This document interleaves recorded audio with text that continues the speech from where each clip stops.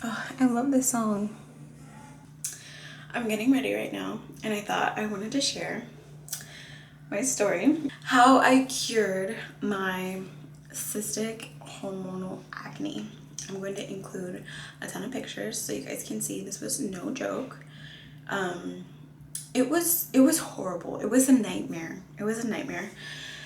I didn't know what to do. So I started breaking out, and I was working at Sephora at the time, and I had a pretty nice job title. So I was like thinking I was the ish, you know. I was that girl, and it was so much fun. It was so much fun wearing makeup and just doing makeup every single day. And then all of a sudden my face started breaking out. Now I don't know what caused it. I don't know if it was my diet. I remember I had gotten a facial once, and it was like a bad facial. I know that's when it started, was after that facial, and I still remember it vividly. It was a terrible experience. I don't know if the girl like sabotaged me or something. Like, I don't know what happened, if she used like dirty tools or something, but my skin was infected after that facial. So it didn't have anything to do with Sephora, but I knew at the time it was part of the dress code. We had to wear makeup. Totally out of breath right now because I'm 8 months pregnant. But it was part of the dress code. We had to wear, if we didn't wear like a red lipstick, we had to wear like a really super shiny gloss or a mauve or something that matched our skin tone. Or like, at the time the rules were really strict with makeup. We couldn't even do like gothic makeup or green lipstick, like, you know, expressing yourself like you could nowadays. People wear whatever they want, and in fact you don't even have to wear makeup, which I'm gonna get to in a little bit. So I started doing a bunch of research and found out that I had cystic hormonal acne.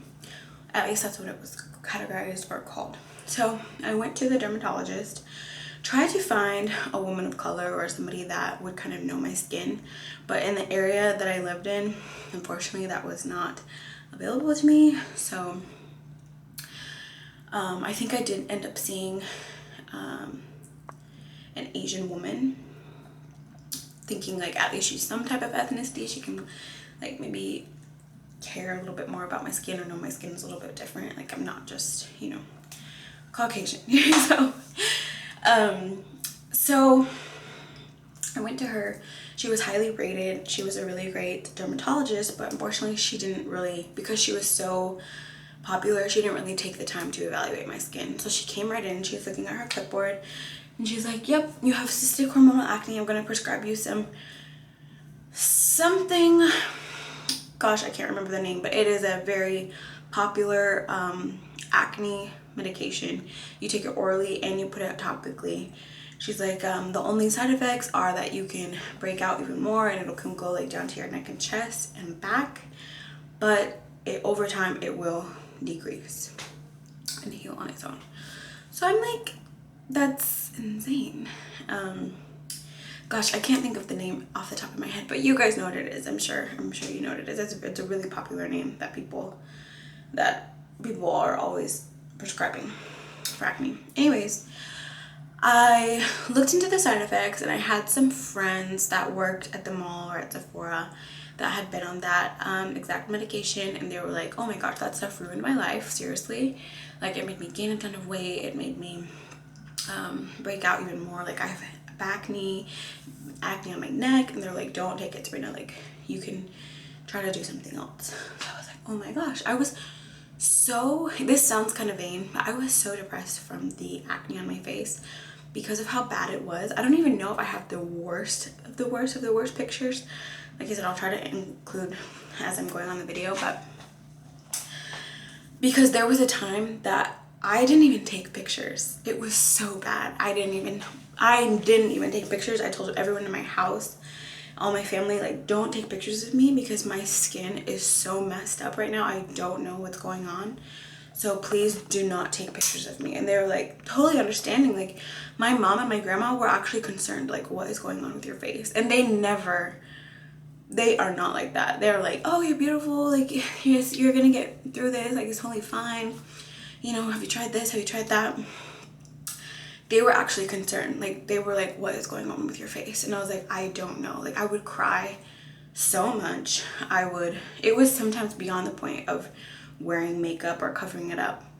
So that is pretty cool about the part I was going to get into. When I was working at Sephora, I did have a pretty high up there position, and corporate was always coming to visit me and talk to me and just get into my skills, and we'd do training and things like that, different seminars and all kinds of things. And I remember they were concerned about my face. You know, they were like, you know, have you tried this product? Have you tried this product? And I was like, trust me, I've tried everything. I've been to the dermatologist. I've tried everything. This is definitely important to me.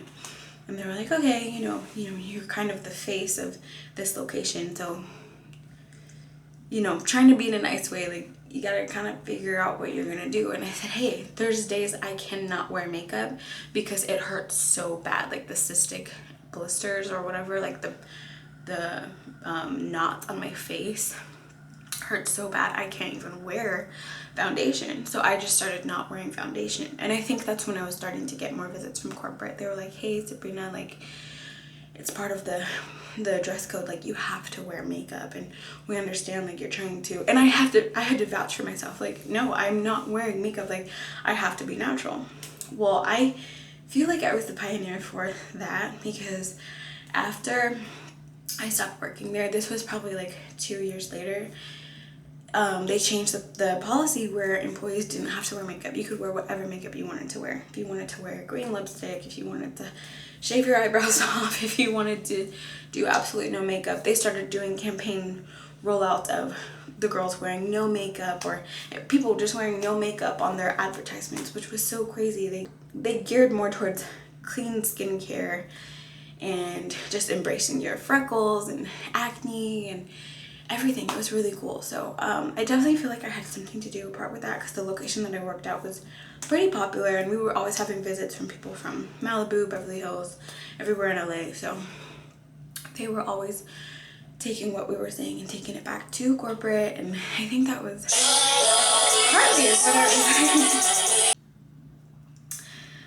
So yeah, so that was the Sephora part. You know, it was a tragedy working at Sephora because you know, I was so high up there. Sometimes I could kind of like hide in the back, like let my other employees go, like, oh, go take care of that person, like I'm having a really bad moment right now. I just can't take care of those clients.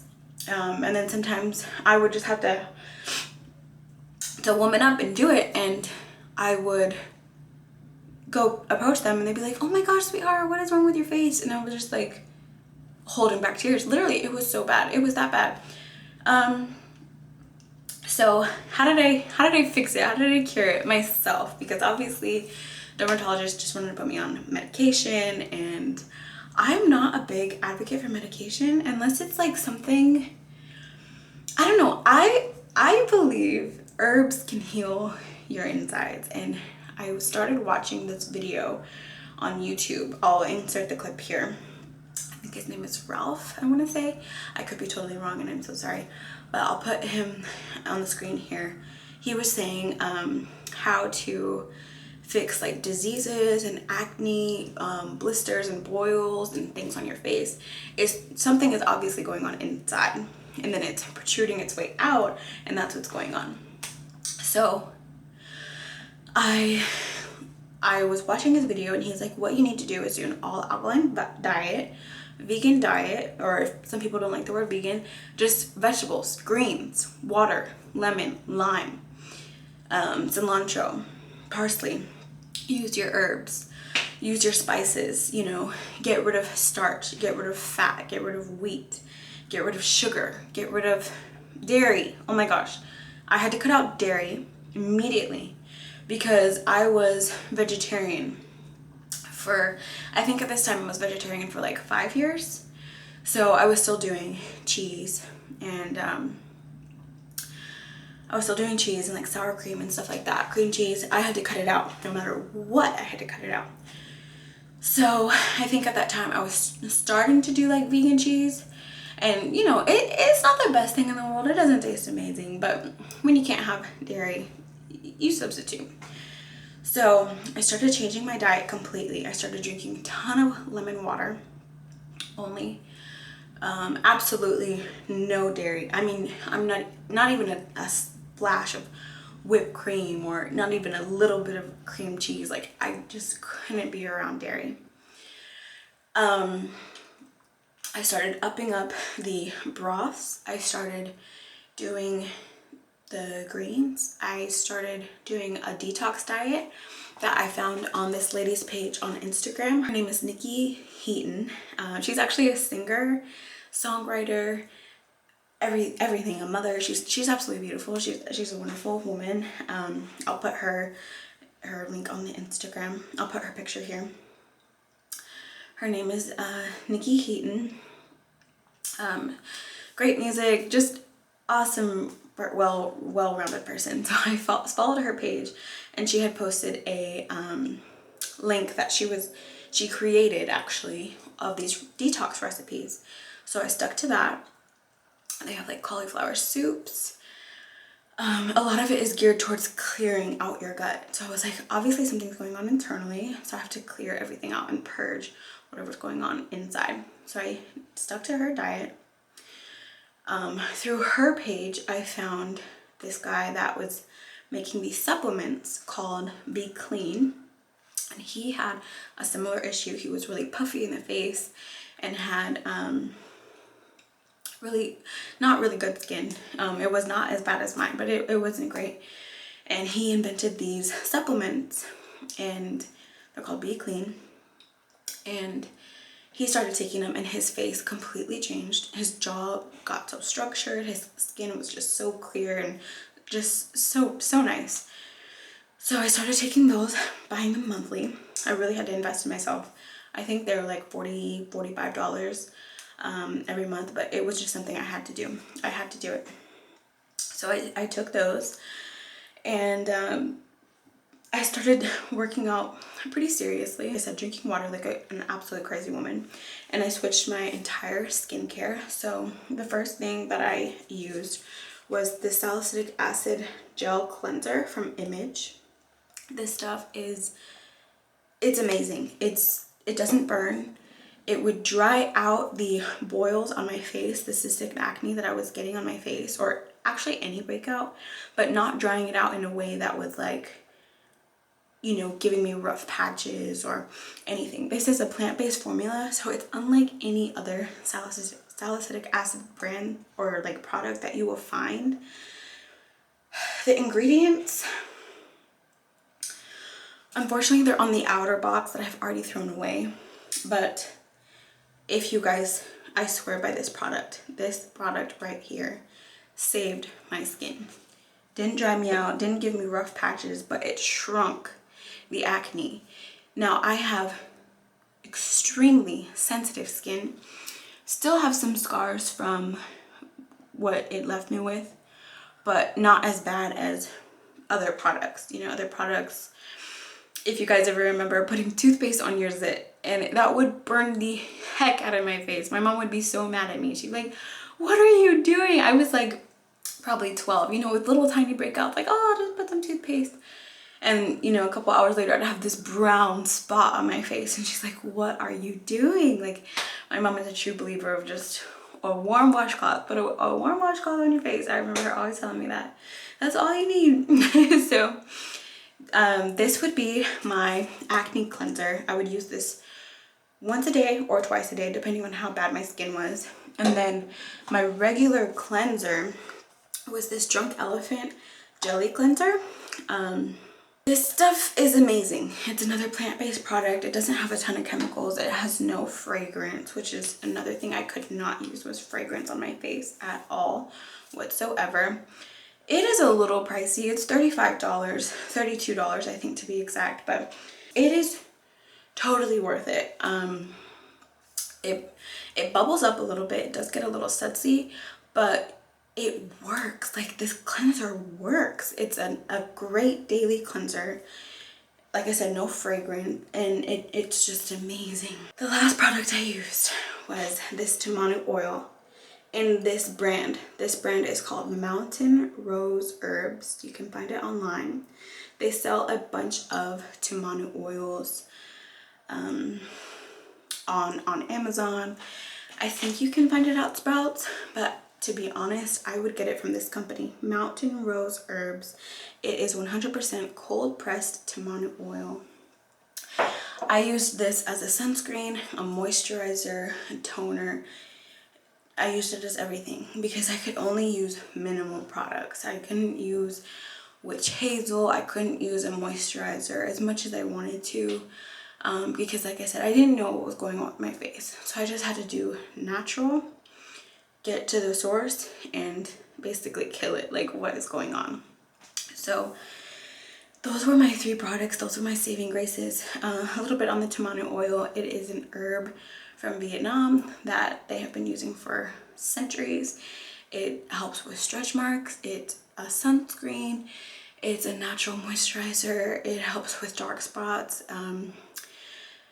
It's great. It helps with aging, anti-aging. It's amazing, and you don't have to do like Botox or buy a $60 cleanser now, or a $60 moisturizer. Now, granted, this tamanu oil, especially this brand in particular, is not cheap, but it lasts a while. I think I've had this bottle for maybe 8 months. You can always get a small bottle, and you can always try another brand, but I swear by this brand. There's something about this brand. It is just so pure, and they are true to their ingredients, and that's all that's in there. It helps with acne. It helps with, you know, going out in the sun. That would be another thing, because my skin is so sensitive. I would do my face, get it all clean, go outside, and it would make all my blemishes darker. And it was like, I can't even be in the sun. And I love the sun. I'm a sun worshiper. I love the sun. So that is how I cured my acne. I had to get internally first and then work on the outside, and it was just minimal products.